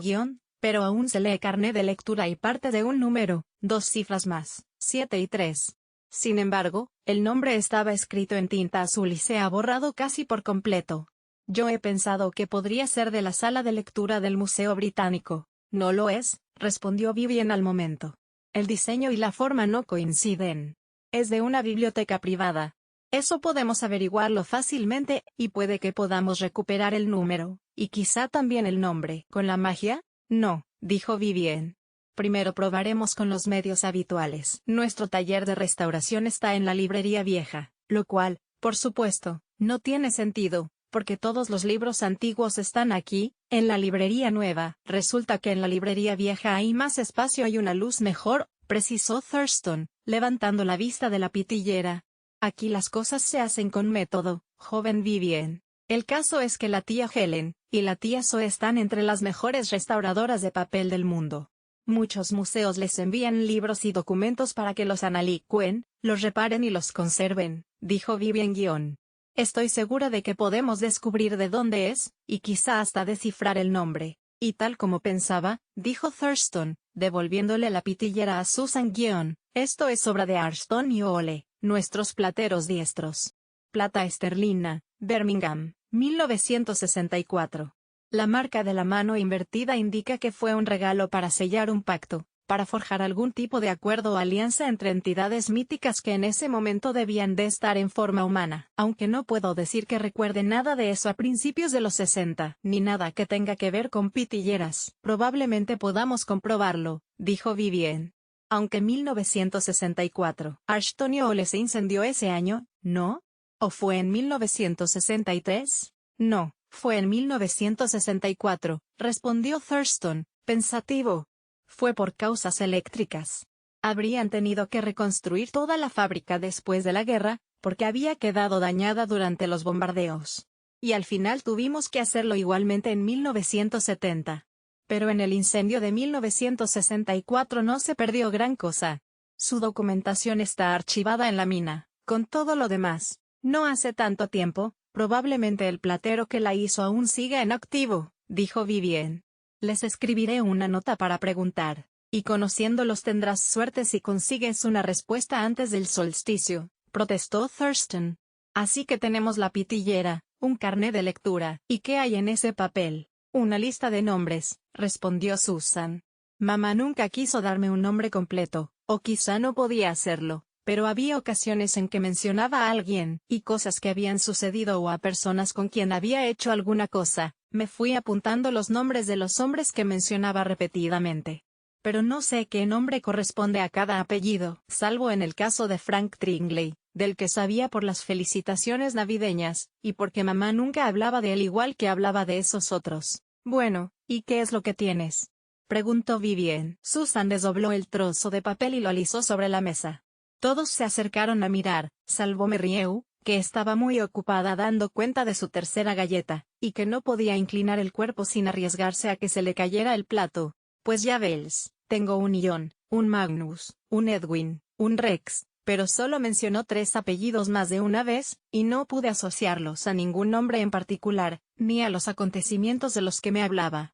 Son Smith, sí, ya sé, no vale para nada, Asher o Usher, y Liston o Viston, o quizás alguna otra cosa acabada en Easton. Merrieu hizo un ruido. Quizá fuera un comentario, pero al tener la boca ocupada con las galletas no se le entendió. Venga ya, deja esas galletas, Mary, exclamó Thurston, girándose hacia ella. Vas a ponerte enferma. Sí, ya sé, dijo Merrieu, malhumorada. Pero es que no hemos tenido visitas desde hace años. Con estos nombres no podemos hacer gran cosa, dijo Vivien. Pero quizá consigamos algo más con los métodos más tradicionales. Sé que la inspectora Green ya te ha fichado, y nos va a enviar tu ficha. Una vez más, te pido disculpas. Sé que parece una intrusión en tu intimidad. Es que es una intrusión. Te pedimos disculpas, pero hay que hacerlo. Como aún no tenemos la ficha, para que tome nota, si no te importa, tu lugar y fecha de nacimiento. Supongo que tendrás una partida de nacimiento, aunque no indicará el nombre de tu padre, ¿no? Sí, padre desconocido, y 1 de mayo de 1965, respondió Susan. ¿Por qué os miráis todo el rato? Te pido disculpas, niña, respondió Thurston, con su acento de Yorkshire, ahora más evidente que nunca. El hecho de que hayas nacido el 1 de mayo es significativo. El mundo antiguo se acerca al nuevo en determinadas ocasiones, y esa es una de ellas. El 1 de mayo, repitió Vivien, pensativa. ¿Sabes a qué hora naciste? Al amanecer, dijo Susan. Con la salida del sol, como solía decir mi madre. Quizás influida por el nombre del pub donde ocurrió. ¿Cómo se llamaba? ¿Y dónde estaba ese pub? Preguntó Vivien. El esplendor del sol está en un pueblecito a pocos kilómetros de Glastonbury. Mamá había ido a visitar a unos músicos amigos suyos que vivían cerca de allí, en lo que ella denominaba una majestuosidad decadente, y yo llegué antes de lo esperado. Iba de camino al hospital, pero solo llegó hasta el pub. Glastonbury, musitó Thurston. El Valle de Avalon. Antes has dicho que solíais venir a Londres por tu cumpleaños, recordó Merlín. El 1 de mayo. Estabas aquí, en Londres, el 1 de mayo de 1977. Fue cuando cumplí 12 años, respondió Susan. Sí. ¿Recuerdas dónde te alojaste? ¿Dónde fuiste? Preguntó Merlín, levantando la mano para frenar a Vivien, que estaba a punto de interrumpir. Donde nos alojábamos siempre, en un viejo hotel cerca de Victoria Station. Creo que mamá conocía a los dueños, le hacían un buen precio. Ya no existe, derribaron el edificio y construyeron un bloque de oficinas. Dejamos de venir cuando cerraron, de eso hace 3 años. ¿Por qué? Merlín miró a Vivien. A madre la mataron el 1 de mayo de 1977, a apenas 1 kilómetro de Victoria Station. Nunca descubrimos para quién eran las flores que había comprado. La atacaron unos matones contratados, como los 2 que han venido hoy a por Susan. Tiene que haber alguna relación. ¿Coincidencia? Espetó Merrieu. No tenemos pruebas de nada más. Son casos muy diferentes, dijo Thurston. Cuando llevas en esta tierra tanto tiempo como yo, Merlín, acabas viendo muchas cosas que son simples coincidencias o accidentes. Yo quiero investigarlo, dijo Merlín, decidido. No en tu tiempo de trabajo, replicó Merrieu. Thurston suspiró y se frotó el puente de su nariz aguileña con la mano enfundada en el guante. Merrieu dirige a los zurdos, pero tienes derecho a investigar si lo haces en tu tiempo libre. Ahora mismo, probablemente lo primero que tenemos que hacer es encontrar al padre de la señorita Susan. Vivien, tú puedes dirigir esa investigación. ¿Estás de acuerdo, Mary? Supongo, dijo Merrieu, limpiándose las migas de la boca con un pañuelo negro. Esto ahora me viene muy mal, justo cuando la vieja carpa se está dejando ver en el lago de la cantera. Pero parece que esta chica atrae miradas extrañas, así que supongo que necesitamos más información para poder ocuparnos de ella como corresponde. Es usted muy maleducada, dijo Susan, molesta. No soy esta chica. Tengo un nombre. ¿Y qué significa eso de ocuparnos de ella? Soy una persona maleducada, reconoció Merrieu. Lo mejor será que le pongamos protección, dijo Thurston. Hasta que sepamos qué es lo que pasa. ¿Es realmente necesario? Preguntó Merrieu. Sí, dijo Merlín. Merrieu miró a Merlín. Estos días no vas muy cargado de trabajo, ¿verdad? Supongo que puedes cuidar de Susan. ¿Qué? ¿Yo solo? Tendríamos que ser al menos 4 personas, todo el día. Todos están ocupados, le interrumpió Merrieu. Te puedes quedar en casa de la señora London hasta que todo esto se solucione. Ya lo arreglaré con Green. Has dicho que anoche había un Quexa rondando cerca de las guardias de Milner Place, ¿no? Preguntó Thurston, intrigado. Merlín asintió. Eso también podría ser una coincidencia, dijo Merrieu, quitándole importancia. Pero, en cualquier caso, no puede atravesar las guardias. Hay otras cosas que sí podrían, adujo Merlín. Y luego está la perspectiva policial. Eso es bastante extraño, reconoció Thurston. Aunque esas cosas a veces se sienten atraídas por la mera presencia de protecciones mágicas. Merlín no parecía muy convencido. Ya avisaré a quien lleve los taxis para que pasen por ahí esta noche, cuando puedan, dijo Merrieu, quitándole importancia al tema con un gesto de la mano. Con eso debería ser más que suficiente. Merlín asintió, pero no estaba nada contento. Era evidente que a él no le parecía suficiente. ¿Vosotros creéis que van a pasar más cosas? Preguntó Susan. Nah, dijo Thurston, echándose en la taza las últimas gotas de la tetera. No, negó Merrieu, metiéndose otra galleta en la boca. Sí, dijo Merlín. Los jóvenes siempre se ponen nerviosos, le dijo Thurston a Susan, haciendo caso omiso de Merlín. Pero lo más probable es que no haya motivo de preocupación, y llegado el momento localizaremos a tu padre. Así que ya podéis marcharos. Se cayó de pronto y se tensó, como un perro al detectar un rastro, ladeando su enorme cabeza hacia un lado como si estuviera escuchando a alguien, o algún sonido que solo él podía oír. Susan miró a Merlín, que levantó ligeramente la mano, indicándole con un gesto que esperara. Pasados unos 10 segundos, Thurston suspiró, irguió la cabeza y volvió a hablar. Parece que vosotros, jovencitos, tenéis que llevar a Susan ante la abuela. ¿Qué? Preguntó Merlín. ¿La abuela? ¿Ahora? Sí, ahora, respondió Thurston. Puede que reconozca el origen familiar de Susan. Ya sabes, ¿de verdad te parece que sea algo en lo que haya que implicar a la abuela? Replicó Merrieu. Parece algo rutinario, como poco. A ella se lo parece, dijo Thurston. ¿Tienes algo en contra? Merrieu suspiró. ¿Cuál de ellas es? No lo sé, dijo Thurston. Pero ha hablado. Merrieu hizo una mueca. Si ha hablado, ha hablado. ¿Cómo lo va a hacer vuestra abuela para reconocer a mi familia? Preguntó Susan, pero no le respondió nadie. Se hizo una larga pausa, que rompió Vivien, pero fue para dirigirse a sus tíos abuelos. ¿Cómo está la abuela? Como siempre, dijo Thurston, supongo. Vivian miró a Merrieu, expectante. Yo no lo sé, espetó esta. No la veo desde hace una eternidad. Siempre digo que es mejor dejar que descanse. ¿La ha visto alguien últimamente? Preguntó Merlín.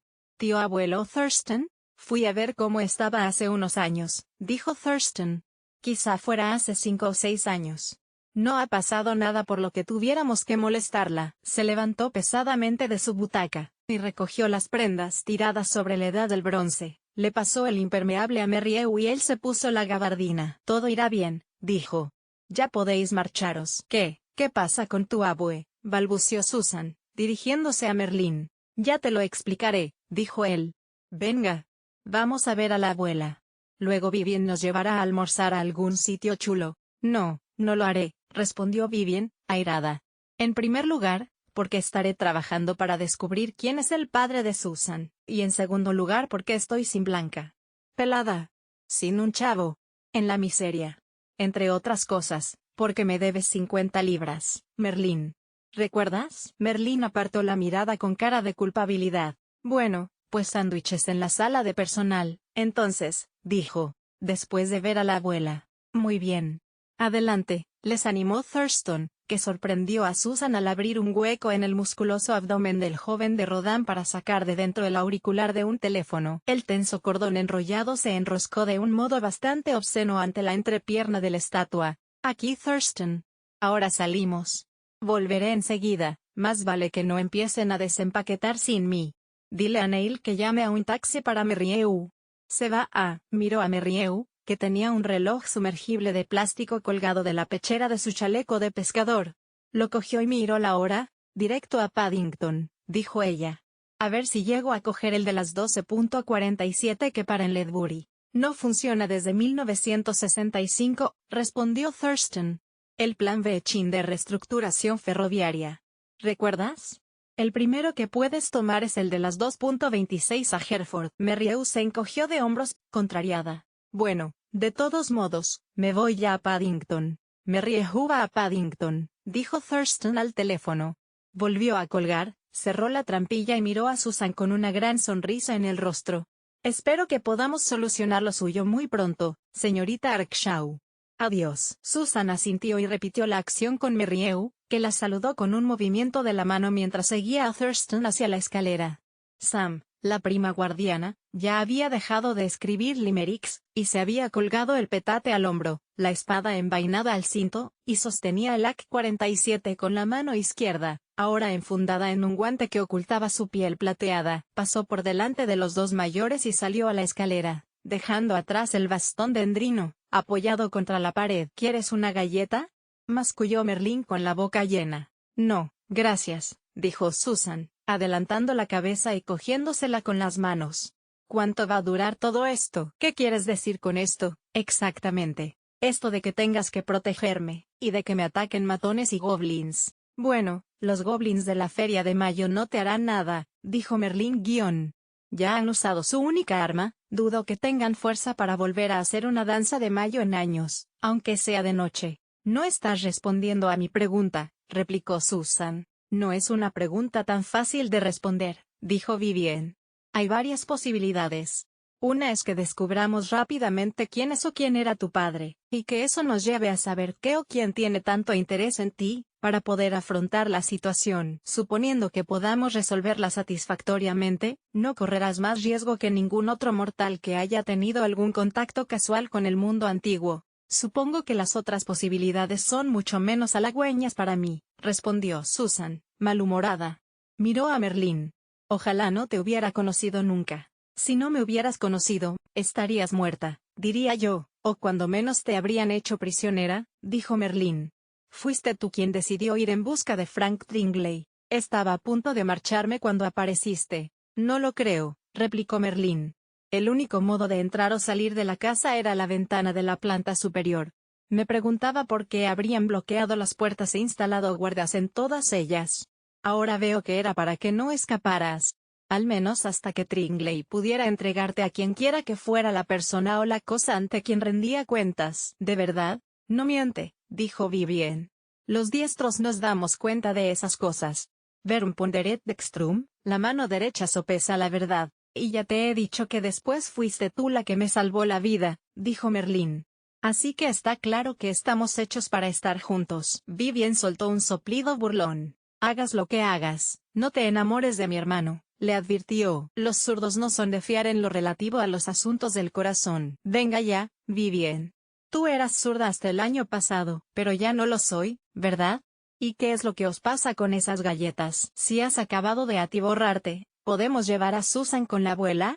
Más vale hacerlo ahora, con la luz de día. Ahí abajo no llega la luz del día, observó Merlín. Sabes perfectamente que el sol afecta a muchas cosas, aunque no esté a la vista. Igual que la luna. Venga, Susan afianzó su postura en la butaca, apoyándose en los brazos. No voy a ir a ningún sitio hasta que me digáis dónde vamos, y por qué os pone tan nerviosos a los dos ir a ver a vuestra abuela. El dónde es la parte fácil, dijo Merlín. Abajo. Supongo que podríamos llamarlo el subsótano. Por debajo del refugio antiaéreo de la guerra. Hay un templo romano, un mitreo. La abuela. Bueno, ¿cómo te lo diría? No es simplemente nuestra abuela. Es, bueno, todas nuestras abuelas. Como el conjunto de vestigios espirituales que moran en este lugar, le interrumpió Vivien. Se remontan a mucho tiempo atrás, y nunca puedes estar muy seguro de a qué abuela te encuentras. Va cambiando. ¿Son espectros? Nosotros no usamos esa palabra. Son lo que llamamos sombras, reliquias míticas de entidades antes vivas de gran fuerza mágica. Espectros, repitió Susan, convencida. ¿Son peligrosos? Sí, dijo Merlín. No, dijo Vivien, casi al mismo tiempo. Y no, añadió Merlín. Depende. La abuela solo es peligrosa si se olvida de que somos familia, o si uno de sus perros decide que no le gusta tu olor. ¿Perros? ¿Qué perros? Bueno, es una vieja tradición. Las ancianas del clan Saint Jack siempre han tenido perros, de modo que también hay sombras de esos perros. ¿Y qué pasa si se olvidan de que sois familia o si a los perros no les gusta vuestro olor? Preguntó Susan. Pues que toca correr, claro. El truco está en no alejarse de la puerta. Y en llevar buen calzado. Eso lo llevas bien. Pero yo no soy familiar suyo, protestó Susan. Es cierto, pero estarás conmigo, dijo Merlín. Yo te cogeré de la mano. Como en la feria. Espero que no. Aún me duele el hombro de los tirones que me llevé. Mira, ¿sabes qué? Exclamó Vivien. Podemos poner a la abuela de buen humor de inmediato. Sea quien sea. ¿Cómo? Preguntó Merlín. ¿Es que alguna vez está de buen humor? Yo solo la he visto una vez, y estaba de lo más gruñona. Además, es imposible saberlo. Yo he bajado 3 veces y, a diferencia de ti, yo me fijo. Ella, a todas sus encarnaciones, les gustan los regalos. Dale tu rosa de cristal, Susan, propuso Vivien. Una creación de los goblins, de la feria de mayo, que podrá incluso tocar. Le caerás estupendamente. Yo pensaba quedármela, dijo Susan. Tampoco te duraría más allá de la puesta de sol, señaló Vivien. Es obra de los goblins. Hecha bajo el sol, desaparecerá con el anochecer. Oh, respondió Susan, encogiéndose de hombros y poniéndose en pie. Vale. No había caído en ello. Típico. Vuestra abuela, o vuestras abuelas, pueden quedársela. Ojalá tuviéramos además un hueso de goblin, murmuró Merlín, para el perro.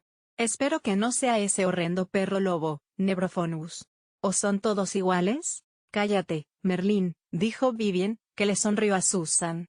Todo irá bien. Vamos. Susan echó un último vistazo alrededor antes de bajar por las escaleras. Seguía sin entender muy bien cómo podían estar tan por encima de los otros edificios, pero aparte de eso todo le parecía perfectamente normal. El constante flujo del tráfico en Park Lane, la gente paseando por Hyde Park, las estelas de los aviones que se dirigían a Heathrow en el cielo. Bajaron las escaleras, Merlín delante y Vivien detrás. ¿Vuestra vida siempre es así?, preguntó Susan, mientras Merlín abría la puerta inferior. Quiero decir, siempre tenéis estos problemas con los sorbedores, las bestias negras, los goblins, y todo eso. Oh, no, respondió Vivien, riéndose. Dioses. Eso sería insoportable. No, hoy en día el mundo antiguo está casi siempre en letargo. Llevamos una época muy tranquila desde principios de los años 60.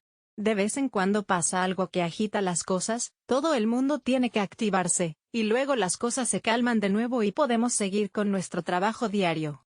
tranquilamente. Como el resto de hoy, espero. ¿Y qué hacéis cuando no estáis? Bueno, metidos en esas cosas raras, como dice la inspectora Green. Yo trabajo en la librería vieja 3 días a la semana, respondió Vivian, mientras salían por la puerta, en dirección a las escaleras principales. Y llevo 2 años estudiando en la London Business School. ¿Estás estudiando gestión empresarial?, preguntó Susan, incrédula. Estoy haciendo algo nuevo, respondió Vivian. Un máster en administración de empresas, a tiempo parcial. Plutócrata, dijo Merlin, medio en broma. ¿Y tú?, le preguntó Susan a Merlin. Da la impresión de que te pasas el día yendo de un lado a otro. Es mi carácter dinámico, respondió Merlin. Los zurdos hacemos casi todo el trabajo que se ve, ya que somos los agentes de campo. Y también hay que entrenar. Pero, al igual que Viv, al menos la mitad del tiempo trabajo en las librerías, normalmente transportando paquetes de un lado a otro. Lamento decir, según parece, no se fían de que pueda atender a los clientes, a pesar de que no hay duda de que conmigo se duplicarían las ventas. Ya te pusieron a prueba, replicó Vivian.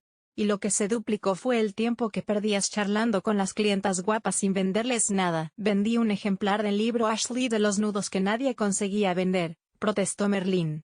Un libro de tapa dura de 50 libras. Vender un solo libro de 50 libras en 2 semanas tiene mucho menos valor que vender 200 o 300 libros de 2 o 3 libras en ese mismo tiempo, replicó Vivian. Y he oído que no conseguiste vender nada cuando te pusieron de vendedor aquí, y con la cantidad de bibliófilos que acuden, es todo un logro por tu parte. Todos los clientes eran viejos, dijo Merlin. Y Eric y Allison se agenciaban a todos los buenos. No hay más preguntas, contestó Vivian. Quizá podrían ponerme en pedidos especiales, sugirió Merlin. Eso sería mejor que el almacén. Te cansarías de tener que consultar constantemente el registro de libros impresos y acabarías cargándote el lector de microfichas, dijo Vivian. Por eso es un trabajo para diestros. ¿Todo vuestro personal son libreros diestros o zurdos, específicamente?, preguntó Susan. Ya estaban en la planta baja y seguían bajando. Cada vez estaba más oscuro, pues no había lámparas, solo el reflejo de la luz de arriba. No todos, pero la mayoría sí, dijo Vivian. Espera un segundo. Se pararon a 2 niveles por debajo de la planta baja, aunque la escalera seguía descendiendo. Vivian pasó la mano por la pared, encontró un interruptor de tamaño industrial y lo giró, conectándolo. Una luz tenue se iluminó sobre sus cabezas, apenas suficiente para poner en evidencia las letras pintadas en blanco sobre una vieja puerta de acero medio oxidada. Refugio antiaéreo, aforo, 39 personas. También iluminó una caja de madera en el suelo, de las que se usan para la fruta. Vivian se agachó y rebuscó dentro hasta encontrar 3 cabos de vela prácticamente consumidos sobre unos platillos de porcelana. Le entregó uno a Merlin y otro a Susan. Extiende el brazo, le dijo a Susan, y sopló sobre la vela con un leve silbidito. De su boca salió una chispa y el pábilo cobró vida. A Susan se le escapó de las manos, y la llama estuvo a punto de apagarse, pero enseguida reaccionó y cogió el platillo al vuelo. Lo sostuvo con el brazo firme, y la llama creció, alzándose. Lo siento, se disculpó. No sabía que podías hacer algo así. Aquí es fácil, dijo Vivian, que frunció los labios y sopló otra vez para encender su vela, luego repitió el proceso con la de Merlin. Hay muchísimo poder mítico, cada vez más, cuanto más nos acercamos al viejo templo. Y a la abuela. Y a otras cosas, añadió Merlin. ¿Qué otras cosas?, preguntó Susan en voz baja, aunque no tenía muy claro por qué había bajado la voz. Oh, no te preocupes, respondió él. La abuela las tiene bajo control. Ya no falta mucho. A medida que descendían iba haciendo más frío, y las paredes ya no estaban revocadas, ni eran de piedra tallada, sino de una áspera roca gris pálido, y estaban surcadas por regueros de agua. Del techo también goteaba agua. Tras lo que a Susan le pareció mucho más que 2 plantas, llegaron a una gran caverna, cuya mayor parte no podían ver a la luz de las velas. Lo único visible era la enorme verja al otro lado, las pálidas piedras en la oscuridad y la entrada abierta, aparentemente más oscura aún que los bordes de la caverna. Sobre el mármol vio imágenes talladas que le parecieron escenas de guerra, aunque no podía estar segura. Una vez pasada la verja no debemos dar más de 3 pasos, susurró Vivian. Se acercó a Susan, por la derecha, y Merlin se situó a la izquierda. Mantente alineada. No te adelantes. Avanzaron juntos y pasaron la verja, a la temblorosa luz de las velas. Luego se pararon. Susan no entendía muy bien qué era aquel lugar. No podía ver nada más allá de la escasa claridad que los rodeaba, y sus pasos resonaban sobre la piedra, irregular y erosionada, como si hubieran entrado en una caverna o cámara mucho mayor. De pronto volvió a ser mucho más frío, y vio el vaho que creaba su aliento, lo que le hizo darse cuenta de que estaba respirando demasiado deprisa. Se obligó a aguantar la respiración un momento y exhaló el aire muy lentamente, contando hasta 6. No quería que Merlín y Vivien vieran que tenía miedo, aunque así fuera. Dioses, murmuró Merlín. Es Nebrophonus. Un enorme perro lobo, cadavérico y blanco como el hielo, emergió lentamente de la oscuridad, gruñendo y con las patas tensas. No te muevas, susurró Vivien, que se acercó aún más a Susan, hasta que sus hombros se tocaron, mientras Merlín deslizaba la mano derecha por su brazo para cogerle del codo. El perro lobo se acercó, olisqueando, levantando su enorme cabeza peluda y arrugando el morro para dejar al descubierto sus enormes colmillos. No parecía un espectro, ni un resto espiritual, ni nada de todo eso que había dicho Vivien. Parecía muy real. Susan tenía razón cuando comentó que los perros se le daban muy bien, casi siempre la obedecían. Pero alguien a quien se le dan bien los perros también sabe cuándo apartarse de los evidentemente peligrosos.